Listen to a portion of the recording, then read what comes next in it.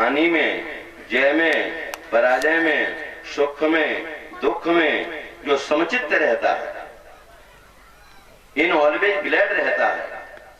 इसलिए वेद में एक सूत्र आता है, अथ आनंदो ब्रह्म व्यजानात, आनंद ही ब्रह्म है। लेकिन उस आनंद को, अब आनंद दो प्रकार के हैं,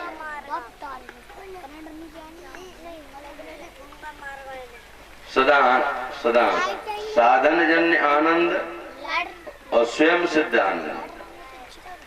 अच्छा, कोई कोई व्यक्ति बढ़िया कोठी हो, मखलमी गद्दे पर लेटे हो, इत्र का छिड़काव हो, 4 पहिया की गाड़ी हो, बढ़िया बढ़िया माल खाने को मिलता हो, बढ़िया नाश्ता मिलता हो, चकाचक माल, तो उसी को आनंद मान के बैठ जाते, ठीक है ना, यही आनंद है। अच्छा, वो न मिले तो फिर नहीं मिले तो क्या, ये साधन जन्य आनंद है। मनुष्य आजकल आनंद किसमें देख रहा है? धन में, नारी के शरीर में, भोगों में आनंद की खोज कर रहा है। और आनंद तो अपने आप अपने तुम्हारे भीतर ही है ना, उस आनंद की तरफ। तो जिन साधनों से आनंदानुभूति तुमको होती है, यदि वो साधन तुम्हारे लुप्त कर दिए जाएं तो फिर आनंद तुम्हारा कहाँ चला जाएगा। इसलिए स्वयं सिद्ध आनंद हर एक जीवात्मा के भीतर रहता है। एक सूत्र बताता हूँ, आप लोग कोई दुख चाहते हो क्या? सभी सुख चाहते हो, नहीं चाहते? बताओ, कोई दुख चाहता है क्या? चींटी से लेकर के हाथी तक कोई दुख नहीं चाहता है। ये वाक्य सिद्ध कर रहा है कि प्राणी सभी आनंद को चाहते हैं ना। तो इस सभी जब आनंद को चाहते हैं तो वो आनंद स्वरूप ही है, लेकिन उन आनंद की खोज गलत तरीकों से गलत जगह पर करता है, इसलिए दुखी है। उसी आनंद की खोज करने के लिए हम कथा तुम्हें सुनाएंगे 7 दिन तक। और करो तब से देह गेह निज जानो, और माया बस स्वरूप बिसरायो, और या भ्रमते दारुण दुख पायो। सज्जनों, दर्शन के 3 प्रकार हैं। एक तो स्वप्न में प्रभु की झांकी का दर्शन, एक साधारण दर्शन जो मंदिर में आप करते हो मूर्ति में, ये मध्यम दर्शन है। स्वप्न में प्रभु की झांकी का दर्शन, मंदिर में मूर्ति परमात्मा का दर्शन मध्यम दर्शन, और ईश्वर का अपरोक्ष दर्शन उत्तम दर्शन है। ध्यान से समझते जाना, परमात्मा का अपरोक्ष साक्षात्कार जब होता है तब जीवन सफल होता है। वेदांत में साक्षात्कार के 2 प्रकार कहे गए, ध्यान से सुनना, परोक्ष ज्ञान और अपरोक्ष ज्ञान। परमात्मा को एक देशी मानने वाला परोक्ष ज्ञानी है, भगवान हमारा एक ही जगह पर रहता है, ऐसे ज्ञान को रखने वाला प्राणी जीवात्मा कैसा है? परोक्ष ज्ञान है। और ईश्वर के बिना कुछ भी नहीं, और ईश्वर ही सब कुछ है, मैं भी ईश्वर से भिन्न नहीं हूँ, ये ज्ञान जिसको प्राप्त हो जाता है, ये अपरोक्ष ज्ञान है। ऐसा अपरोक्ष साक्षात्कार जिस जीवात्मा से भगवान के पराप्रेम की अहम ब्रह्मास्मि ऐसा ज्ञान अनुभव होता है, उसे आप अपरोक्ष साक्षात्कार हुआ है, ऐसा कहा जाता है। ज्ञानी पुरुष को तो अपने स्वरूप में ही श्री कृष्ण देखते हैं, यही अद्वैत है। श्री कृष्ण लीला में इसलिए कि इन लीलाओं का चिंतन करती हैं गोपियां, अपने स्वरूप में ही परमात्मा का अनुभव करती हैं। लाली देखन मैं गई, मैं भी हो गई लाल। आगे समझ में गोपियों को अपने स्वरूप का विस्मरण हुआ और कहती हैं मैं ही कृष्ण हूँ, मैं ही कृष्ण हूँ, मैं ही कृष्ण हूँ। ये श्री भागवत का फल है। करते हैं जीव नारायण का अंश है, उसे तो मिल जाना है, इसलिए इसके लिए शास्त्रों में अनेक उपाय हैं, कर्म, ज्ञान और भक्ति मार्ग। पालन कौन कर रहा है? भगवान। तुम कहो पंडित जी हमारे पति को तो 1 लाख रुपया महीना मिलता, तो तनख्वाह लिया तो हमारे घर की व्यवस्था होती, भगवान कैसे पालता है? तुम्हारे घर में नोटों की गड्डी रखी हो, सोना भरा हो कमरा, बाजार में तुमको कोई पानी और रोटी न देवे तो परिवार को पाल लोगे का? बोलो। ये अन्न तुमको कहाँ से मिलता है? पृथ्वी से। जल कहाँ से मिलता है? जब वो विश्राम लेना चाहते हैं तो सारे जगत को अपने में विलय करके और परमानंद से अपने योग निद्रा का से लेकर के शयन कर जाते हैं। इसलिए सच्चिदानंद रूपाय विश्वोत्पत्त्यादि हेतवे तापत्रय विनाशाय, 3 ताप। कभी कभी शास्त्रों की उलझन में पढ़ करके वो परम दुख की अनुभूति करता है और प्रसन्नता का अनुभव। देवता कभी कभी मानवों को भी ताप दे देते हैं, लेकिन जो भगवान की शरण में हो जाता है तो देवता खड़े रह जाते हैं ना। डायरेक्ट ऑफिसर से परमात्मा से जब जी मिल जाता है ना, तो छोटे मोटे अधिकारी क्या करेंगे? भागवत का अध्ययन, भागवत को सुनोगे ना और चिंतन करके जीवन में धारण करोगे, तब देखिए तुम्हारा जीवन कितना बढ़िया बनेगा। कथा एक कान से सुन करके दूसरे कान से निकालोगे, कुछ पल्ले नहीं पड़ेगा। इसलिए मैंने मंगलाचरण के पहले श्लोक की व्याख्या की है। सच्चिदानंद रूपाय विश्वोत्पत्त्यादि हेतवे तापत्रय विनाशाय श्री कृष्णाय वयम नमः। ऐसे भगवान श्री कृष्ण को हाथ जोड़ के सब प्रणाम करो। हाथ जोड़िए, श्री कृष्णाय वयम नमः। वयम माने हम सब प्रणाम करते हैं। हे प्रभु, हम आपकी संतान हैं, हमको सद्बुद्धि दो। आप ही हमारे पिता हैं और हम तो कुछ नहीं जानते हैं। हम तो आपके कपूत बेटा हैं। प्रभु आप ही हमको अपनाइए। कपूत बेटा होने के बाद भी पिता की संपत्ति पर कपूत बेटा का भी अधिकार होता है कि नहीं होता है? ठीक है नहीं? ऐसा कह करके परमात्मा के प्रति समर्पण भाव हो, यानी शरणागति। राम जी शरणागति लेने के लिए समुद्र के तट पर चले गए। क्या समुद्र ने काम किया? और समुद्र शरण नहीं है, जीवात्मा का शरण परमात्मा है। जब जीव परमात्मा की शरण में जाएगा, भौतिक शरीर से भौतिक कर्म करो गृहस्थी के, और सुबह शाम परमात्मा की याद में बैठो। याद है तो आबाद है, और याद नहीं तो बर्बाद हो जाओगे। आगे संग में बोली वृंदावन बिहारी लाल की। अब आपको मैं ये मंगलाचरण की भूमिका की व्याख्या करके मैं यहाँ से कथा शुरू होती है। कथा का प्रसंग है नैमिष सारण्य में। नैमिष सारण्य में कौन सी ध्वनि निकलती है सार भाग से जो प्राणियों का कल्याण करती है, ये जरूर संकेत कथा में करना। प्रभु क्या बढ़िया प्रश्न किया। हमारे कानों के अंदर तुम्हारे शब्द पहुंच करके, ये जीवात्मा परमात्मा से अलग नहीं है। ये मेरा नारायण, ये मेरा कृष्ण राम तुम्हारे हृदय में रहता है। तुलसीदास जी ने संकेत किया है, अस प्रभु हृदय अछत अविकारी और सकल जीव जग दीन दुखारी। वो परमात्मा तुम्हारे निकट है, और निकट में रहने वाले परमात्मा को तुम दूर मान करके बैठ गए, और जो तुमसे दूर रहते कुटुंब परिवार के, उनको तुम नजदीक मानते हो। जो तुम्हारे भीतर बैठा है उससे दूर हो तुम, और सब अन्य परिवारों से सबसे तुम जा उनको कहते हैं हमारे नजदीक है। यही तुम्हारा ज्ञान है। घट में है, दीखत नहीं। क्यों ज्ञान नहीं है तुमको? घट में है, दीखत नहीं। नालत ऐसे जिंद और तुलसी या संसार को हुआ मोतिया बिंद। आगे समझ। इसलिए मेरा नारायण के रस स्वरूप परमात्मा श्री कृष्ण हर एक प्राणी के भीतर व्याप्त है। महाराज आपकी कथा के महावाक्य जब मेरे कान में पड़े तो मेरा कन्हैया से कृष्ण से संबंध जुड़ जाए। महाराज ज्ञान भक्ति वैराग्य विवेक की प्राप्ति कैसे हो गए? माया मोह कैसे छूटे? इस घोर कलयुग में जीव आसुरी गति को प्राप्त हो गया है। छोटी सी बात कोई कह दे तो लोगों को क्रोध आ जाता है। तामस बहुत, रजोगुण थोड़ा, और कल प्रभाव विरोध चंगोरा। ये ऐसी स्थिति है।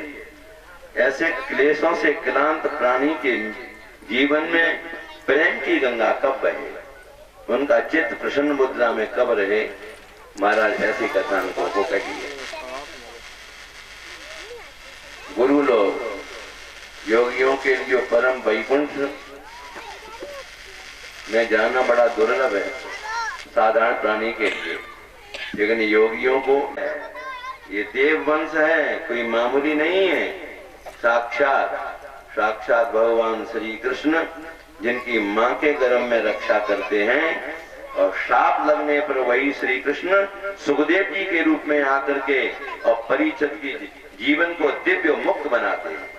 इसलिए कोई मामूली बात है। बोलिए परीक्षित महाराज की जय हो। ऐसे परीक्षित की दिव्य कथा, परीक्षित को माध्यम बना करके भगवान श्री कृष्ण जगत के लोगों के कल्याण के निमित्त और भगवान स्वयं सुखदेव जी बन करके ऐसे ग्रंथ की रचना करके वेद व्यास जी ने मन ही की प्रतीत, मन का ही सारा खेल है। मन तुम्हारा पवित्र है, शुद्ध है, तो भागवत की कथा के सुनने से आप तमोगुण और रजोगुण को छोड़कर सत्वगुण में जब जाओगे तो तुम्हारा मन शुद्ध होगा। मन बस में नहीं होता है, मन को मोड़ा जाता है। भागवत की कथा के सुनने से मन तुम्हारा मुड़ गया कहीं कन्हैया की तरफ, जन्म तो तुम्हारा जीवन बढ़िया बन गया। जन्मांतरे भवेत पुण्यम तदा भागवतम लभेत। प्राणी के अनंत अनंत जन्मों के पुण्यों का जब उदय होता है तब भागवत की कथा की गद्दी के सामने बैठ करके सुनने का लाभ मिलता है। परीक्षते कथा तुम सभाया, 7वें दिन तक्षक नाग आकर के हमको डस लेगा, हम मर जाएंगे। सज्जनों, इसलिए देवता बड़े स्वार्थी हैं। अमृत का कलश भर करके और सुखदेव जी के सामने बट वृक्ष के नीचे बैठ करके कथा कह रहे थे। सभी 88,000 ऋषि बैठे हैं, देव ऋषि, ब्रह्म ऋषि। हमको सुनाइए, राजा परीक्षित को अमृत पिला करके हस्तिनापुर पहुंचा दीजिए। एवं विनमय जाते, तो श्री सुखदेव जी ने क्या कहा? देवता लोगों से कहा, तुम भोगवादी हो, भोगवादी कथा नहीं सुन पाते। तुम स्वर्गपुरी में रह करके वे पदार्थ अमृत पीते रहते हो, भोगवादी हो तुम। राम कथा के ते अधिकारी, जिनको सत्संगत अति प्यारी।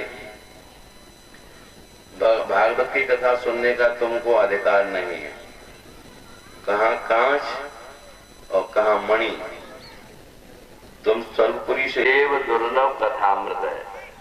वाक्यों को बड़े सावधानी से सुनना। अब मैं आपको बता रहा हूँ कि स्वर्ग का अमृत अच्छा है कि जो मैं कथा तुम्हें सुनाने जा रहा हूँ ये अमृत अच्छा है। देव दुर्लभ, देवताओं के लिए भी दुर्लभ कथामृत है जिसे तुम सुन रहे हो। कथामृत और सुधामृत कौन सा श्रेष्ठ है? सुधामृत जो देवता लेके आए ना, सुधा अमृत सुरपुरी से, इसका वैशिष्ट क्या है, इसकी विशेषता क्या है? बड़े बड़े पुण्यात्मा जब इस अमृत लोक से देह त्याग करके स्वर्ग में पहुंचते, कोई व्यक्ति अपने जीवन में पुण्य ही पुण्य करे, तो पुण्य ही पुण्य करेगा तो कहाँ पहुंचेगा? स्वर्गपुरी में। तो बड़े बड़े पुण्यात्मा इस अमृत लोक से जब शरीर छोड़ करके स्वर्ग में पहुंचते हैं, तब ये स्वर्ग का पापात्मा हो, कोई कैसा भी हो, ये कथामृत सबको पिलाया जाता है। ये कथामृत कोई भी आ जाए हमारे दरबार में, ज्ञानशाला में, सबको पिलाया जाता है। आगे सुन, और सबके लिए सुलभ है। तो पहली विशेषता ये सिद्ध हुई कि स्वर्ग का सुधामृत पक्षपात है। आगे सुन, और देव ये कथा, ये भागवत की कथा, भगवत कथा पक्षपाती नहीं है, भेदभाव करता है। स्वर्ग का अमृत, हर कथामृत निष्पक्ष है, जो आवे सबको मिलता है, अतः अभेदवादी है। दूसरी विशेषता क्या है कि स्वर्ग के अमृत पीने वाले, स्वर्ग का अमृत पीने वाले देवताओं के सनई सनई पुण्य क्षीण होते चले जाते हैं और धरातल पर गिर पड़ते हैं। क्षीणे पुण्य मृत लोके विसंति। बड़े बड़े पुण्यात्मा वहां उनके पुण्य क्षीण होते हैं स्वर्गपुरी में। पुण्यों को नष्ट करता है। क्या करता है? देवताओं का अमृत क्या करता है? पुण्यों को नष्ट करता है। और भगवत कथामृत ये जो पापों को नष्ट करता है। स्वर्ग का सुधामृत पुण्यों को क्षीण करने वाला, हरि कथामृत पापों को क्षीण करने वाला है। एक वो स्वर्ग का अमृत पुण्यों को छीन करके ऊपर से नीचे गिराता है। इसके विपरीत दूसरी और हरि कथामृत पापों से, कर्मों को नष्ट करके श्री भगवान हरि के परम पद को दिलवाता है। तो आप स्वयं ही निर्णय करिए कि भगवान की कथा जो परमात्मा के पद, परम पद को स्वर्ग का सुधामृत अमृत प्रदान करता है और भगवत हरि कथामृत अभेद प्रदान करता है, अभय पद दिलाता है, परम पद दिलाता है, निर्वाण पद दिलाता है। तो सज्जनों, ऐसी हरि कथामृत का पान हम तुमको 7 दिन कराएंगे। बात में आगे समझ, ऐसी जो तुम्हारे जीवन को सज्जनों आगे चले गए देवता बेचारे, उनको फटकार मिल गई सूर्यदेव जी के द्वारा, अमृत के कलश को लेकर के स्वर्गपुरी चले गए। जब सब ऊपर को टंग गए, इसलिए मेरे बंधुओं, ये भागवत की कथा बड़ी दिव्य है। अब 7 दिन में सुनने का इसका विधान है। 7 दिन के लोग कहते हैं गुरुजी 7 दिन ही तक कथा का सुनने का है। उसका यहाँ प्रसंग आता है, ये सार लेता है तो उसकी मुक्ति हो जाती है। मुक्ति माने माँ का गर्भवास छूट जाता है, जन्म मरण की परंपरा छूट जाती है। कोई कोई भक्त कहते हैं कि हमें तो जन्म चाहिए प्रभु, तुम हमारे स्वामी रहो, हम तुम्हारे सेवक बने, क्योंकि भक्ति का सम्मान करते। सौनक जी ने प्रश्न किया, लोक विग्रह युक्तस्य नारदस्य, लोक मंगल की भावना रखने वाले देवर्षि नारद 7 दिन तक कैसे टिके रहे? 2.25 घड़ी तक उनका पैर टिकता ही नहीं। फिर नारद जी का और सनकादि ऋषियों का संयोग कैसे हुआ? इस कथा को हमें सुनावे आप। तो कहने लगे, कुमारों ने पूछा, देवर्षि नारद तुम तो परम ज्ञानी हो, आपका चित्त बड़ा उदास है, लंबी लंबी डग भरते हुए कहाँ जा रहे हो, कहाँ से आए हो? अरे जैसे किसी व्यक्ति का धन खो जाए तो उसको पाने के लिए वो बड़ा प्रयत्न करता है, ऐसे ही तुम्हारी स्थिति हम देख रहे हैं। तब देवर्षि नारद जी ने सनकादिक ऋषियों से क्या कहा, मैं इस भूमंडल को, जहाँ तुम लोग बैठे हो, भारत की भूमि, भूमंडल को सबसे श्रेष्ठ मानकर उनमें भी जो तीर्थ हैं, पुष्कर है, प्रयाग, काशी, गोदावरी, हरिक्षेत्र, कुरुक्षेत्र, श्वेतबंध, रामेश्वर, मैंने सभी तीर्थों में भ्रमण किया। लेकिन मैंने देखा कि चलो गांव ने छोड़ के तीर्थ में कि मित्र अधर्म ने अपना प्रभाव दिखा दिया, रौंद डाला उनको। हे संत कुमारों, सत्यम नास्ति, कहीं सत्य नहीं, कोई तपस्या नहीं करता, पवित्रता नहीं, दया का भाव नहीं, दान का भाव बिरले व्यक्तियों के हृदय में होता है, वो भी खत्म हुआ दिखाई दे रहा था। माता पिता न गुरु पूछे जाएंगे, न काका, और न माता जी, न पिताजी। घर में धर्म पत्नी ने जो बात कह दी वही बात पक्की हो गई। संसार क्या हो रहा है तुम्हारे बात में? बहुत सी सुंदरी लड़कियों को और सुना करके गाड़ी में डाल करके उनको विदेशों में बेचा जा रहा है। आगे समझ, कन्या का विक्रय बहुत बुरी चीज है। पिता हल्दी का पीले हाथ करके हल्दी का टीका लगा करके अपनी कन्या को दे सकता है, लेकिन जो पिता कन्या देने के बदले में वर के पिता से पैसा बटोरता है उसको नरक भी स्वीकार नहीं करता है। कन्या विक्रयो ठीक नहीं, कन्या विक्रयो लोभा दंपति नाम चक्रकनम। एक दिन की घटना सुनाता हूं।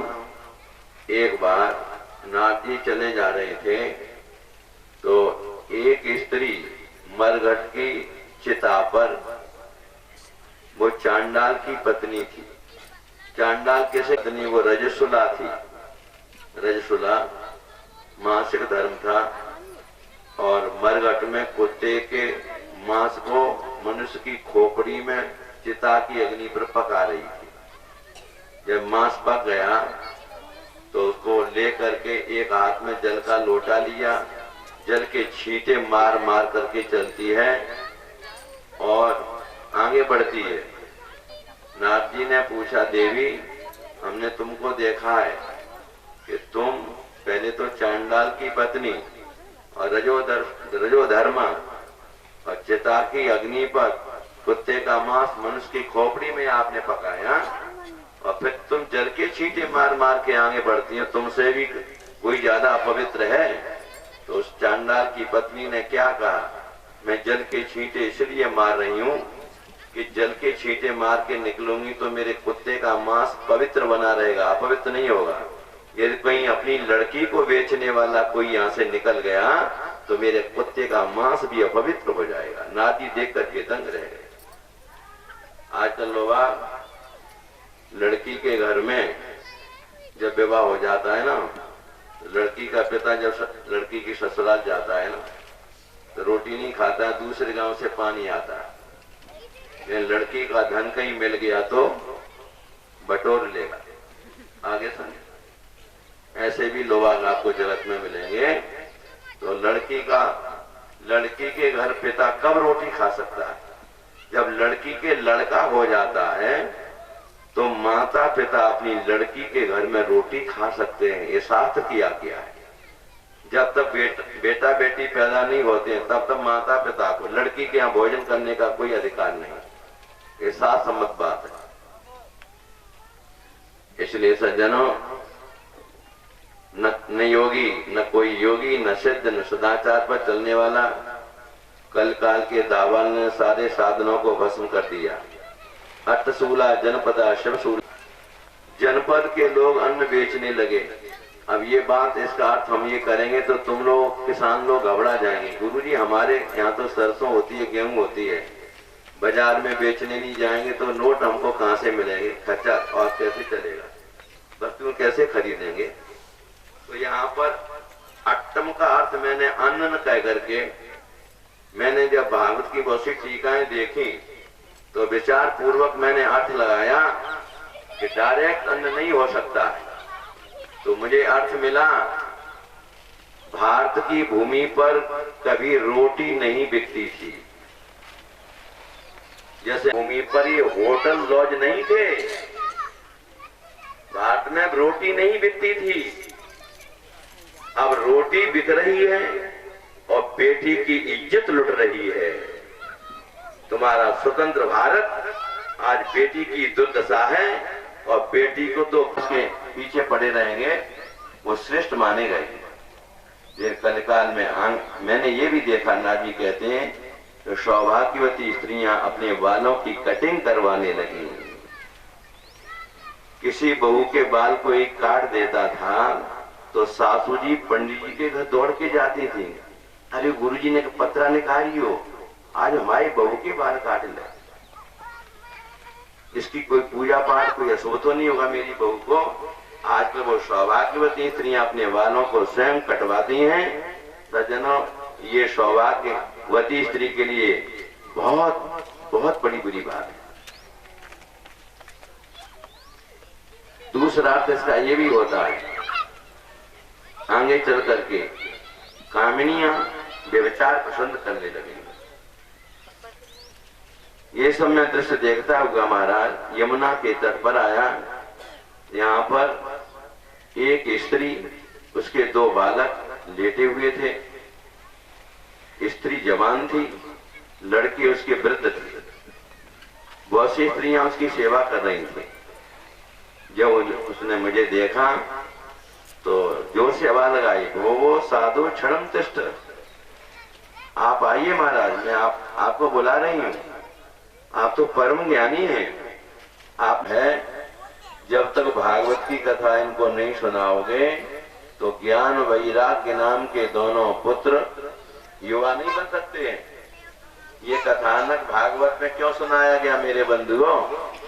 श्रीमद् भागवत भक्ति का ग्रंथ तो है ही, यदि अपने ज्ञान को, वैराग्य को पुष्ट बनाना है मेरे बंधुओं, जिस ज्ञान में भगवान की प्रेमा भक्ति नहीं है वो ज्ञान भी बेकार है, और जिस वैराग में भगवान की प्रेमा भक्ति नहीं है वैराग भी बेकार है।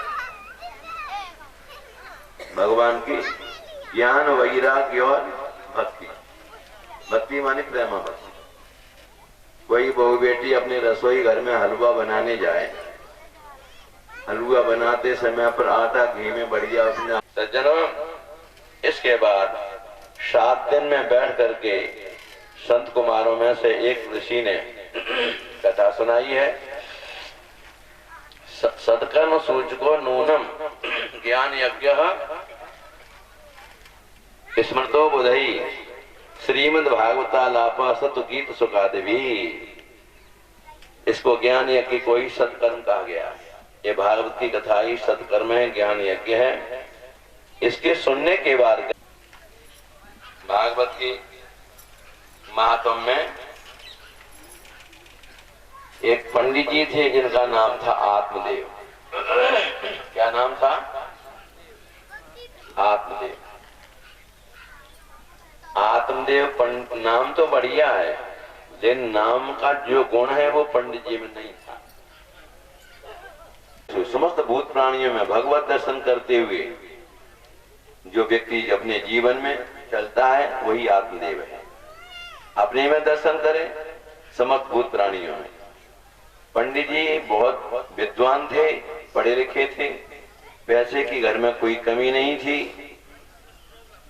धुंधली नाम की उनकी ब्राह्मणी, उनके कोई बेटा पैदा नहीं हुआ, बहुत समय हो गया। देखो, बेटा जब पैदा नहीं होता है तो माँ को चिंता ज्यादा होती, पिता को कम होती है। जी के घर वो गाय बांझ हो जाती है, फिर वो बच्चा पैदा नहीं करती।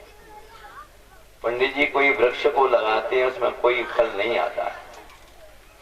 पंडित जी बड़े दुखी, पुत्र की कामना। इनकी ब्राह्मणी धुंधली को कोई चिंता नहीं। एक दिन पंडित जी जा रहे थे किसी जजमान के यहाँ पर। एक सन्यासी महात्मा एक वृक्ष के नीचे बैठे थे। जय श्री राधे। अब आलस दूर हटो कि नहीं हटो? ठीक है नहीं, इसलिए मैं बीच बीच में बुलवाता हूँ। मेरे बंधुओं, पंडित जी ने कहा, महाराज जी आप मुझे मेरे घर में बेटा कैसे पैदा हो ये विधान बताओ। यदि मेरे बेटा पैदा नहीं हुआ तो तुम्हारे सामने ही हम जो है सरोवर में डूब करके आत्महत्या कर देंगे। सन्यासी ने विचार करो, अच्छी ये पंडित जी बुलाए हमारे, ये तो ब्रह्म हत्या को दोष। और फल खाने के तत्काल बाद वो गर्भिणी हो जाएगी और तुम्हारे बेटा का जन्म होगा 10वें महीने। ला करके पंडित जी ने संत महात्मा को कोट कोट अभिनंदन करके फल ले करके और अपने ब्राह्मणी के पास आए, जिसका नाम है धुंधली। धुंधली का अर्थ जानते हो क्या है? जाकी बुद्धि धुंधली होए, कोई निश्चय नहीं कर पाता, उसको धुंधली कहते हैं। जिसकी बुद्धि निश्चयात्मक नहीं होती है उसको धुंधली कहा जाता है। होय बुद्धि जो परम सयानी, चिंतन चेतवन अनहित जानी। ये बुद्धि का ही सारा खेल है। धुंधली के हाथ में दिया फल पतदेव ने कि इस फल का सेवन करो, भाग जग गए, संत का फल है, बेटा होगा 10वें महीने। दे करके चले गए अपने बाहर। ऐसे ही विचार कर रहे सज्जनों, मलिन बुद्धि है, उसने वो फल परीक्षा के लिए गाय को खिला दिया। ये देखो मालूम पड़ जाएगा, गाय के बेटा हो जाएगा। परीक्षा के लिए फल गाय को खिलाया। अब धुंधली ने अपने पति के साथ वंचना की, पति को ठगने लगी, पति को अंधकार में रखने लगी। क्या किया इसने? अपनी बहन को बुलाया।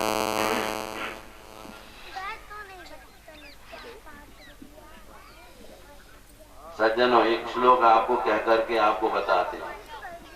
नृपस्य चित्तम कृपणस्य वित्तम मनोरथम दुर्जन मानवानाम त्रिया चरित्रम पुरुषस्य भाग्यम देवो न जानात कुतो मनुष्य। राजा के चित्त पर एसपी कलेक्टर भले ही तुम्हारी कोठी बंगले पर आते हो रोजाना, और कहीं तुम किसी केस में फंस गए ना, तो एसपी कलेक्टर तुमको सहारा नहीं देंगे, धारा लगेगी तो वो लग ही जाए। राजा के चित्त पर कभी विश्वास मत करना। गांव के लोग कहावत कहते हैं ना, राजा की अंगाड़ी और घोड़े की पिछाड़ी, इनसे दूर। तो राजा के चित्त पर कभी विश्वास मत करना। राजा का चित्त और कंजूस का धन। पंडित लोग ही ध्यान रखें, कंजूस आदमी का धन तुम्हारे घर में आ गया तो तुम्हारे धन को ले जाएगा। क्यों? कुछ सोचता रहेगा पंडित जी को आज हमने इतना दे दिया, वो धन पंडित जी के धन को भी ले जाएगा। कंजूस का धन, ठीक है नहीं? कंजूस आदमी कृपणस्य वित्तम मनोरथम, दुष्ट आदमी का विचार।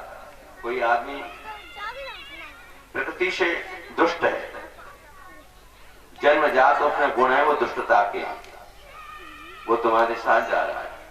चिकनी चुपनी मीठी बातें तुम्हारी सुनता रहेगा तब तो खुश रहेगा, और तुमने कहीं न्याय और सत्य की बात कह दी तो वो दुष्ट व्यक्ति को रास्ता में ही तुम्हें खत्म कर दे। दुष्ट मनुष्य के विचार, इन पर कभी विश्वास मत करना। मनोरथम दुर्जन मानवा नाम त्रिया चरित्र, स्त्री का चरित्र बड़ा विलक्षण होता है। ये त्रिया चरित्र तो है ही रहा। फुर्सत से भाग्य, मनुष्य का भाग्य। कोई आदमी गरीब है, कल बहुत बड़ा करोड़पति बन जाए, और करोड़पति है वो खाकपति बन जाए। इसलिए कंगाली और तालेवली किसी का गोत्र नहीं है। न जाने कब कौन पैसा वाला बनता है। इसलिए मनुष्य के भाग की पता नहीं कब क्या बदलता है। अपनी बहन बुला करके कहा, बहन तेरे बेटा पैदा होने वाला है, मैं तुझे धन दूंगी। मैं ये बहाना बना के रहूंगी कि मैंने फल खा लिया है और मैं गर्भिणी हूं, तो तेरे जब बेटा पैदा हो जाए तो बेटे को मुझे दे दे। मैं तेरे तू तो बहुत गरीब है, तेरे पति को बहुत सा मैं धन दूंगी। बहन जी खुश हो गई। बहन जी ने कहा कि बहन जी 10 महीने के बाद बेटा हो जाएगा, हम तुम्हें सौंप देंगे, लेकिन तुम्हारे स्तनों में तो दूध नहीं पिलाऊंगी कहां से। तो धुंधली कहती है कि मैं तुझे बुला लूंगी, अपने पति से ये कहूंगी कि बेटा तो मेरे पैदा हो गया, लेकिन मेरे स्तनों में दूध ही नहीं आया। मेरी बहन के अभी बेटा पैदा हुआ है, वो मर गया, तो मैं अपनी बहन को बुला लेती हूँ, वो दूध पीता रहेगा। ऐसा षड्यंत्र बहन से धुंधली के द्वारा ऐसा षड्यंत्र रचाया गया, त्रियाचरित्र किया गया। सज्जनों 10वें महीने में महाराज धुंधली के बाद एक लड़के ने आके कहा, अरे आत्मदेव पंडित जी सुनो सुनो सुनो, तुम्हारे बेटा है, तुम्हारी ब्राह्मणी के हो गया, ये तो हो गया। अभी गौशाला में गाय ने लड़के को जन्म दिया है, उसके कान गाय जैसे हैं और पूरा शरीर जो है इसका मानव जैसा है। सब लोग कहते हैं वाह वाह, पंडित जी के भाग जगे तो ऐसे जगे कि ब्राह्मणी के भी बेटा हो गया और गाय के भी बेटा हो गया। जब भाग जगे तो ऐसे जगे। सज्जनों अब क्या है, बच्चे के नामकरण की बात आई, पंडितों को बुला के लाए। पंडित जी ने कहा, आत्मदेव ने, तो धुंधली कहती चुप रहिए, पंडित जी को क्यों बुलाओ, मेरा बेटा है। सज्जनों पति को ठगने वाली स्त्री, उसको क्या बढ़िया लड़का मिलेगा क्या? कभी नहीं। सज्जनों बहुत द्वंद्वकारी इसका नाम पड़ा, ये बड़ा दुष्ट निकला। छोटे छोटे बच्चों के बीच में खेल के हो गया। पिता के घर में धन काफी था, ये 5 सुंदरी वेश्याओं के चंगुल में पड़ गया। 5 उनके चंगुल में आसक्त होकर के सारा धन पिताजी का इसने खिला दिया, सारा धन। पंडित आत्मदेव जी इस बात को देख करके बड़े दुखी रहते हैं। हेस्तमास हृदय विमितम तजत्वम जाया सुता दिश सदाम ममताम विमुंच पश्यानिसम जगदिदम क्षणभंग निष्ठते। वो शरीर में भी मोह नहीं करते। अपनी पत्नी अपने पुत्र में जो तुमको ममता लगी है ना, आसक्ति, इसका भी त्याग करो। ये संसार क्षणभंगुर है। वैराग राग के रसिक बनो। सज्जनों, वैराग राग के रसिक। राग विराग और अनुराग, जगत में जिस जीव की आसक्ति फंसी है उस व्यक्ति को क्या कहेंगे? ये रागी। ये आसक्ति जो ममता है ना, तुमको इसका त्याग कर दो। ये संसार क्षणभंगुर है। वैमान सेवस साध पुरुषाम जय काम तृष्णाम अन्य दोष गुण चिंतन मास मुक्ता सेवा कथा रसमहो नितराम पिबत्वम। क्या बढ़िया बात। लौकिक धर्मों को प्राणी शरीर में धारण करता है। इन लौकिक धर्मों को तिलांजलि दे करके और भगवान की शरण में जाओ। ठीक है नहीं? पिताजी धर्मम भजस्वतम तेज लोक धर्म सेवस सात पुरुष, साधु संत महात्मा जो पुरुष हैं, भगवत भक्त हैं, उनके चरणों की, ठीक है नहीं? इसलिए दोषों का अवलोकन करके उनकी आलोचना करोगे ना, तो तुम्हारे वह व्यक्ति तुमसे क्या करेगा? द्वेष करेगा। सेवा कथा रसमहो नितराम पिबत्वम। सेवा किसकी करोगे? बताएं। सेवा के 4 रजिस्टर्ड केंद्र बता रहा हूं आपको। रजिस्टर्ड केंद्र सेवा के 4। ज्ञानी, ऐसा ज्ञानी पुरुष जिसके भीतर वैराग्य हो, परा प्रेमा भक्ति हो। ऐसे ज्ञानी पुरुष का संसर्ग करने से ज्ञानी तुमको जीवन मुक्त बना सकता है। ऐसे ज्ञान का उपदेश करेगा ना, तो जगत में जो ज्ञानी पुरुष हैं प्रभु की सेवा करो। और गरीब आदमी, गांव में देखो परिवार में किस हमारे पड़ोसी के आज रोटी नहीं बनी।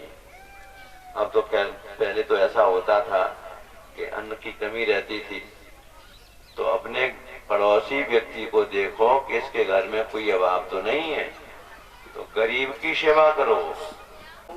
और गरीब, ये सेवा के 4 रजिस्टर्ड केंद्र हैं। आप चिट्ठी लेटर बॉक्स में डालोगे तो तुम्हारी चिट्ठी पहुंच जाएगी। ठीक है नहीं? गंतव्य स्थान पर जहां तुम चिट्ठी डाली है ना। कथा लड्डू लड्डू लड्डू कहने से भले ही तुम्हारा मुंह मीठा नहीं हो, पैसा पैसा कहने से भले ही तुम्हारी जेब में पैसा ना आवे, लेकिन जब तक भगवान के पावन चित्र कथा सुनने के लिए पंडाल में बैठोगे ना, तो न जाने कौन से महाभाग, यानी उस समय तुम्हारा अलौकिक जगत होगा। इस 3.5 हाथ का शरीर, ये मायक प्रापंचिक जगत ये भी है।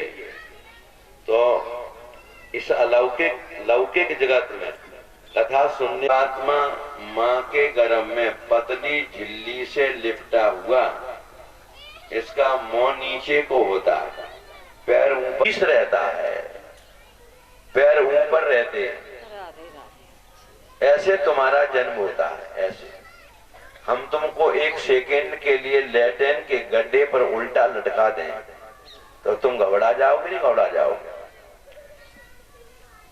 भगवान रामचरितमानस में बाबा तुलसीदास जी ने क्या कहा?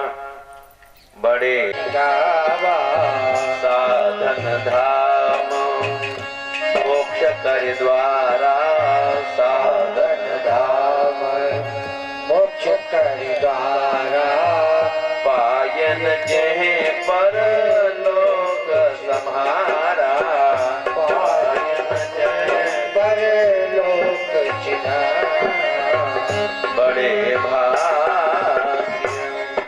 वो कपूर बेटा है सज्जनों। ये मानव जीवन तुमको मुक्ति का खुला सोपान मिला है, इसलिए सूकर कुकर की तरह पेट भरने में तो सूकर कुकर भी लगा रहता है ना।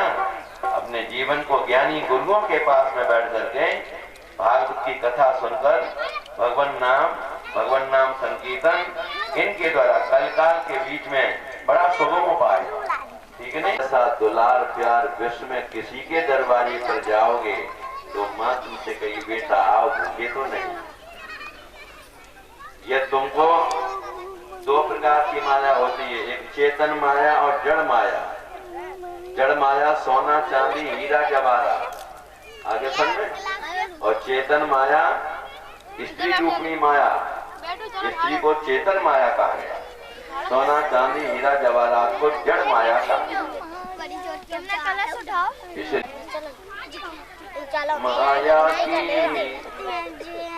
माया की चक्की चल रही है, जमत सिमत जइयो भैया। माया की चक्की चल रही है, जमत सिमत जइयो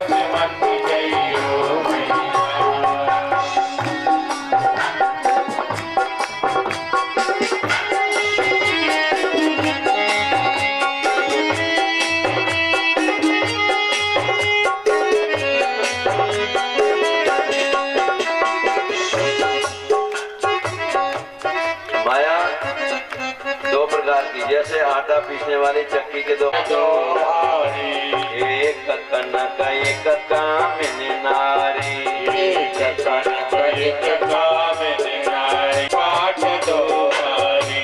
एक कनक एक कामिनी नारी, एक कनक एक कामिनी नारी। सहारा सहारा ले लो तुरंत भैया। माया की चक्की चल रही है, जब किस्मत गई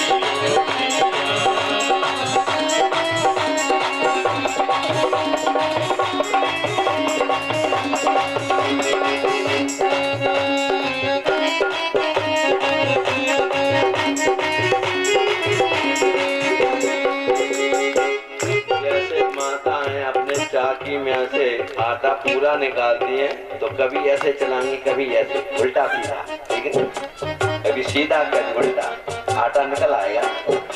ये माया भगवान की उल्टे सीधे ले रही चक्कर, उल्टे सीधे ले रही चक्कर, उल्टे सीधे ले रही चक्कर, उल्टे सीधे ले रही चक्कर। पीछ गए जन बड़े बड़े फक्कड़, पीछ गए जन बड़े बड़े फक्कड़। कहा चले चराचर जीव की एक लगते घर हरैया। कहा चले चराचर जीव की एक लगते घर हरैया। माया की चक्की चल रही है, जमत सिमत गई हो भैया। माया की चक्की चल रही है, जमत सिमत गई हो भैया। सिमत गई हो भैया, जम भूल मत जइयो भैया। सिमत गई हो भैया, जम भूल मत जइयो भैया।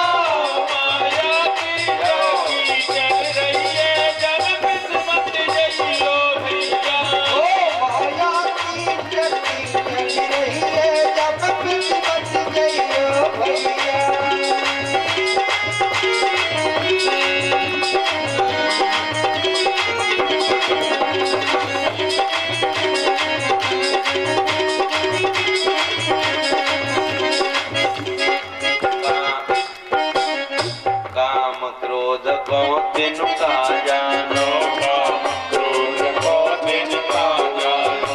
जैसे बढ़िया किसान होते हैं ना, खेत में खरपतवार नहीं रहने देते, खुरपी के सारे से सब गेहूं रहता है, सबको निकाल देते।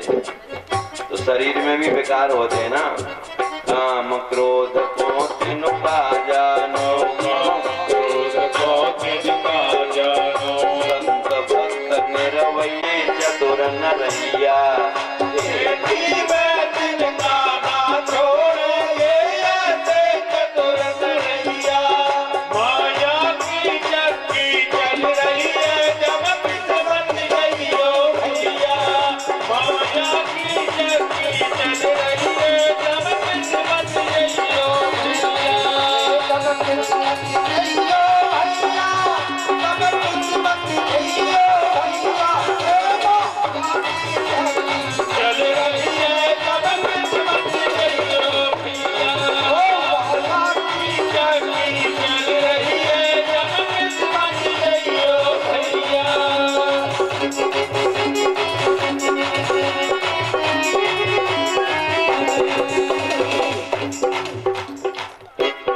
समझ पड़ी कछु थोड़ी थोड़ी, समझ पड़ी कछु थोड़ी थोड़ी। समझ पड़ी कछु थोड़ी थोड़ी, समझ पड़ी कछु थोड़ी थोड़ी। संतन जानी जाकी अंडा मोरी, संतन जन जकी अंडा मोरी। अर्जुन कैसे पार होइया भव सागर से नैया। अर्जुन कैसे पार होइया भव सागर से नैया। माया की चक्की चल रही है, जब किस्मत गई हो भैया। जब किस्मत गई हो भैया, जब किस्मत गई हो भैया। माया की चक्की चल रही है, जब किस्मत गई हो भैया। माया की चक्की चल रही है, जब किस्मत गई हो भैया। बोलिए मायापति भगवान की। मायापति भगवान की शरण में जाओगे तो माया तुम्हारा कुछ बिगाड़ेगी क्या? माँ का रूप समझिए ना, माया तुम्हारी नहीं, भगवान की माया। आगे समझ में।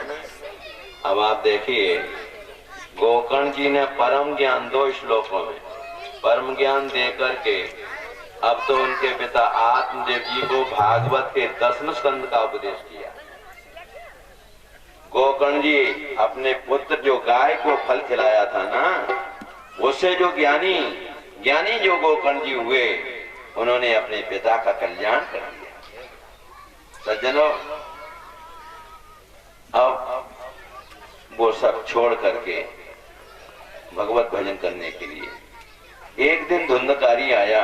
मैया रोटी बना रही थी चूल्हे में, लकड़ी जल रही थी। लाओ धन। माँ कहती, बेटा तेने सारा धन तो खिला दिया वेश्याओं को, सुंदरियों को, अब धन कहां से आए?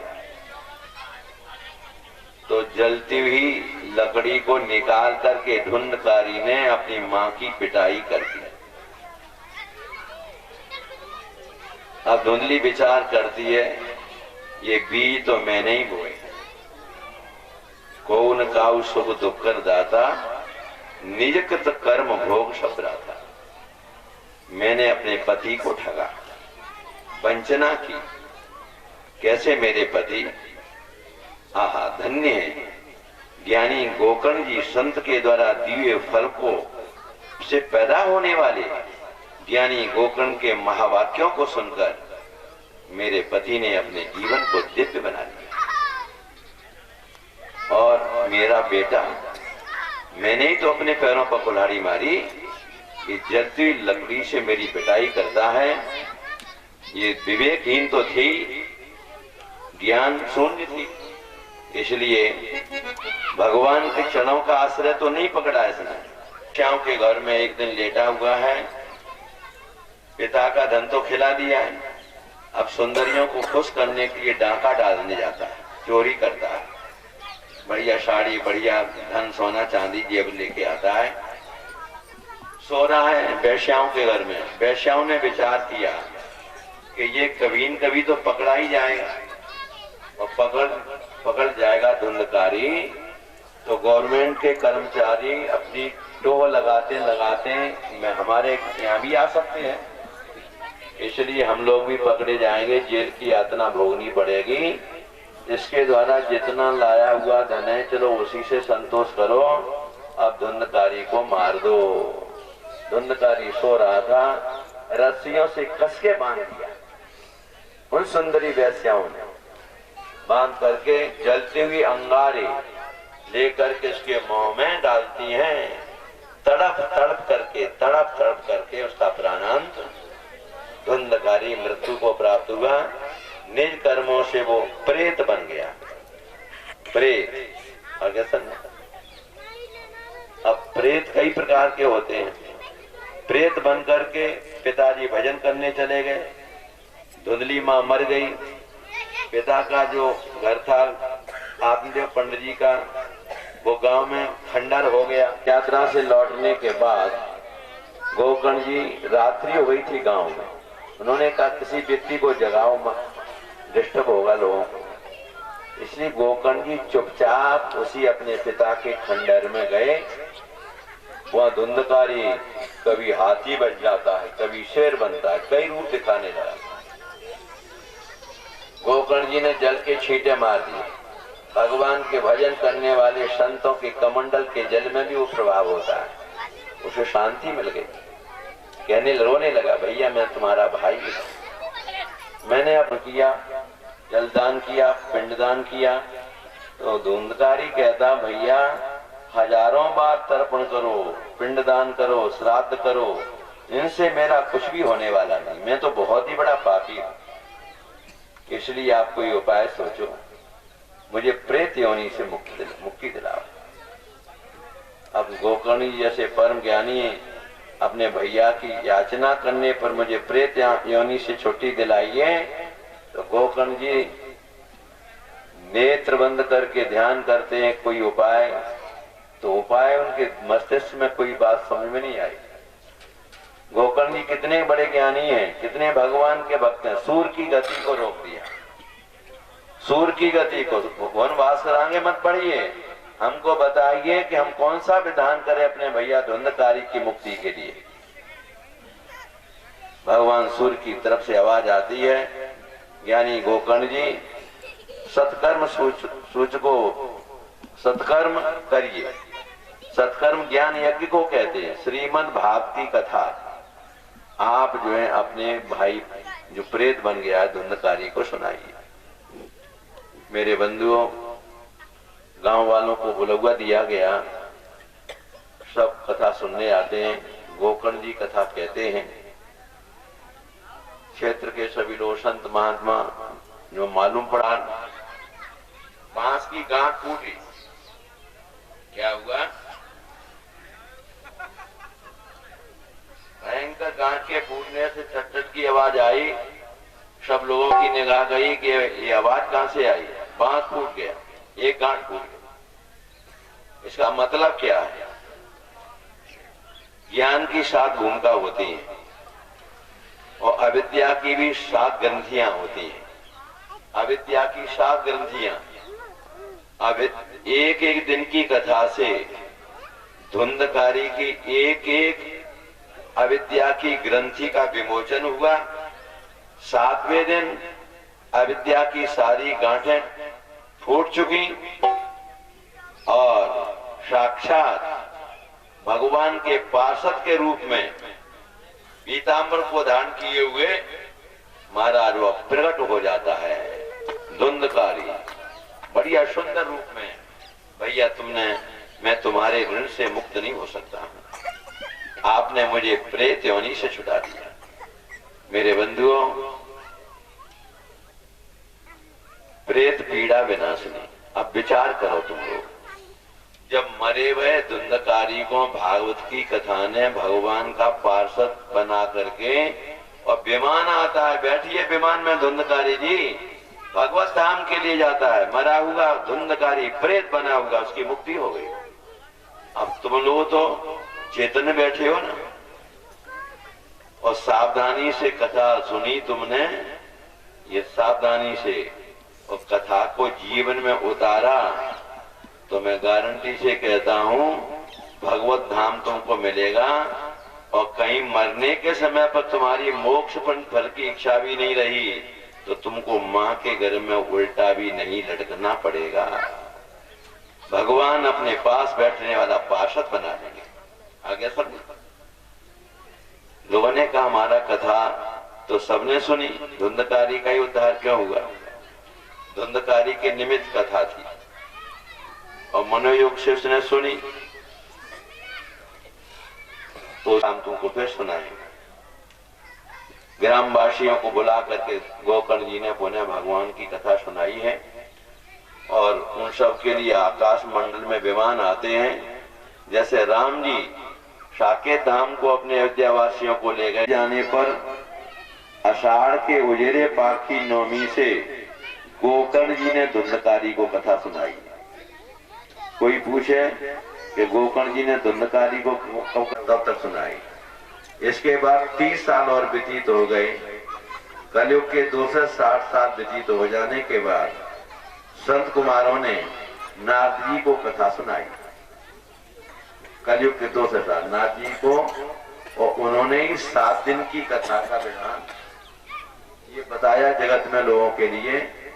ये तो पहले से भी 7 दिन ही सुनाई है, परीक्षित को भी सुनाई है और गोकर्ण जी ने धुंधकारी को भी 7 दिन सुनाई है और संत कुमार ने भी 7 दिन की कथा का 7 दिन क्यों गिरे। आजकल तो स्त्रियों से कथा सुनते हैं, लड़कियों से कथा सुनते हैं, अरे गहरे नथु खैरे से सुनते हैं।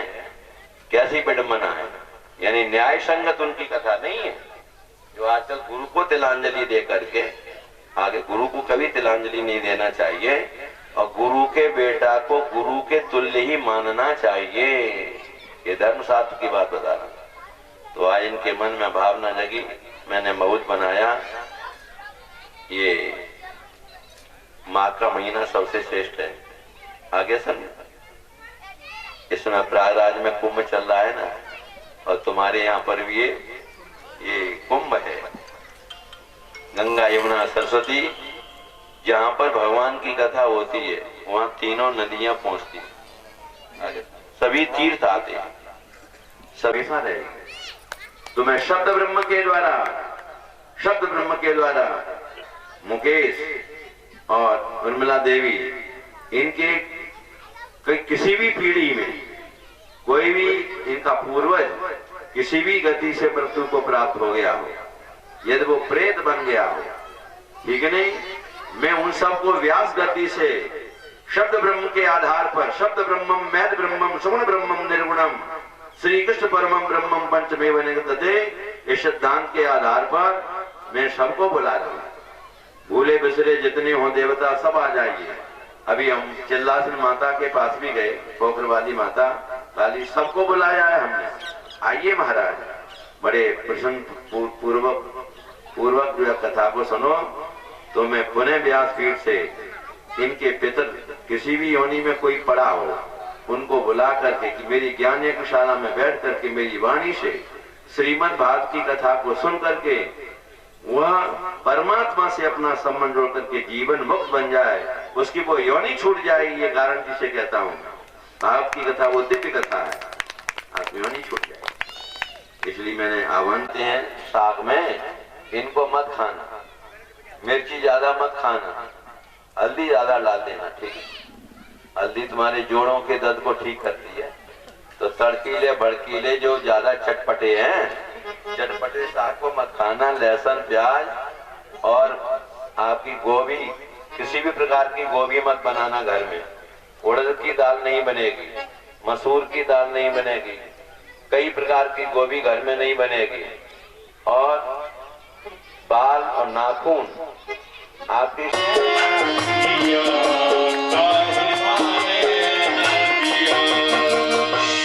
यह तो पंच तत्व की काया, यह तो पंच तत्व की काया, इसको क्यों तूने अपनाया, इसको क्यों तूने अपनाया। कार्य ने तो धोखा खाया, कार्य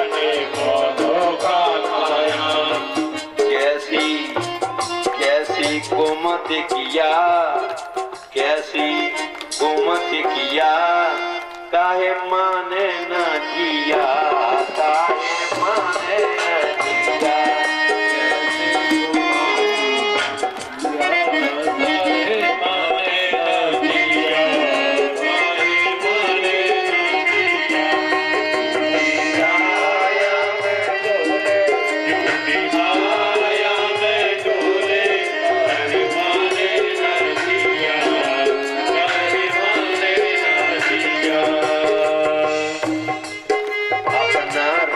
समझ नहीं पाता, अपना रूप समझ नहीं पाता, अपना रूप समझ नहीं पाता, अपना रूप समझ नहीं पाता, जिससे भारी दुख उठाता, जिससे भारी दुख उठाता, बारंबार नरक में जाता, बारंबार नरक में जाता,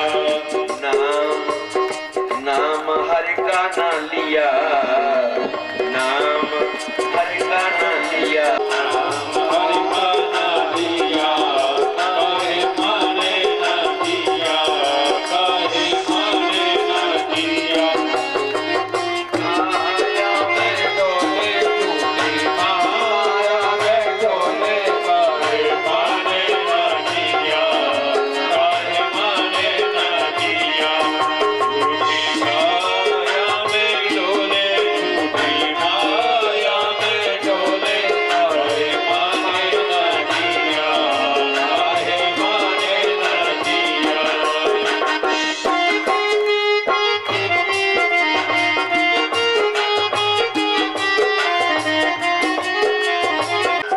गुरु की शरण वेग ही जाओ, गुरु की शरण वेग ही जाओ, उनके चरणों शीश झुकाओ, उनके चरणों शीश झुकाओ, गुरु की शरण वेग ही जाओ, गुरु की शरण वेग की डोर कटाओ, हवा कमल की डोर कटाओ, जिनने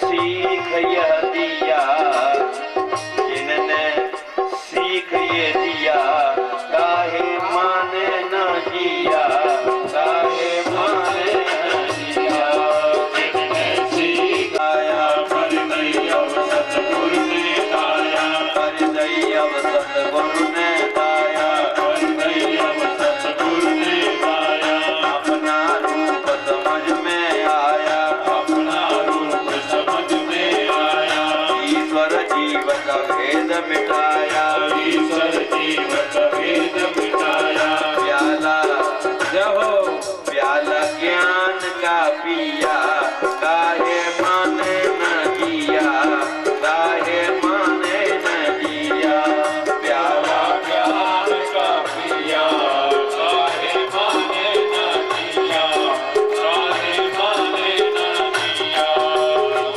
माया में डोले टूटी,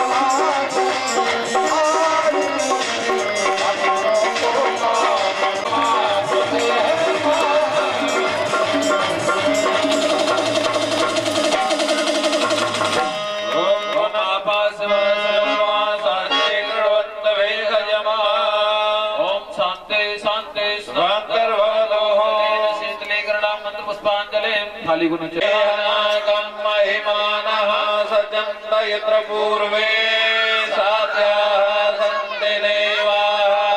ॐ वक्रतुण्ड महाकाय कोटिसूर्यसमप्रभा निर्विघ्नं कुरु मे देव सर्वकार्येषु सर्वदा सर्वमङ्गलमाङ्गल्ये शिवे सर्वार्थसाधिके शरणे त्र्यम्बके गौरी नारायण नमोस्तुते।